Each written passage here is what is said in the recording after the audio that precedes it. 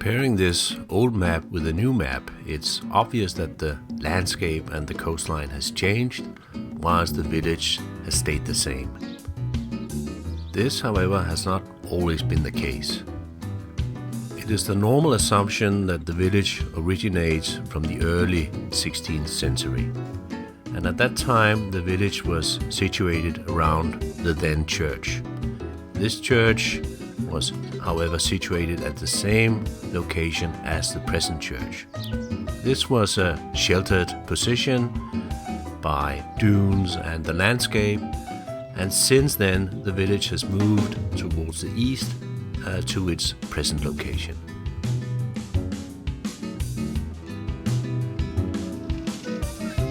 The old fire station.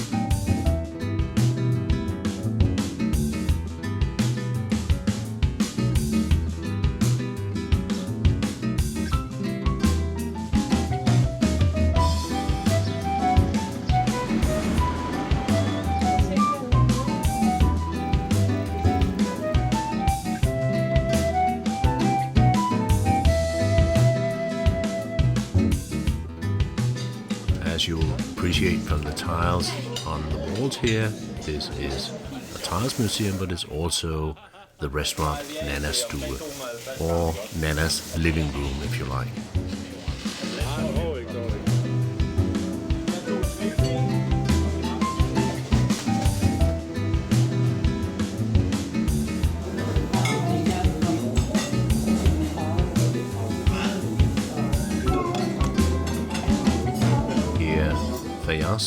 Restaurant and Kroman's Fish Restaurant, and finally the old Inn of Sønderho from 1722.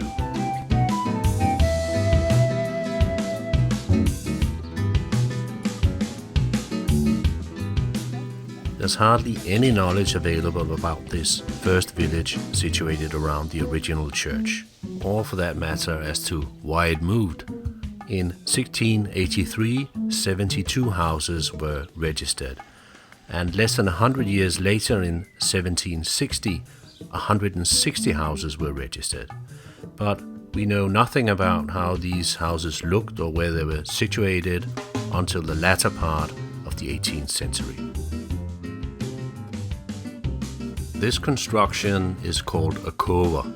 It's actually an old navigational point which has recently been re-erected as a potent landmark for this beautiful village, which was just recently celebrated as the most beautiful village in Denmark.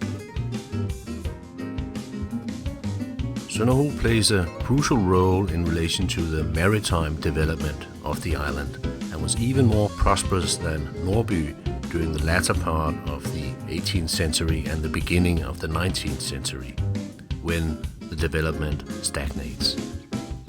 There are several reasons for this development, but one crucial reason is that Denmark from the year 1807 through 1814, as a consequence of the Napoleonic Wars, was suddenly in war with Great Britain. And the Brits made an industry out of taking Danish ships. Hundreds of seafarers from Fanø was caught by the British and put into British prisons, and more than 200 ships were lost. During that same period, Sønderho also lost a tremendous amount of life and tonnage at sea due to what you might call ordinary circumstances for maritime activity. But it was probably this economic downfall, combined with the fact that a preservation foundation was established already in 1928, which helped preserve the village as a complete unit, almost as if frozen in time in the middle of the 19th century. Truly a historic and cultural gem of international proportions.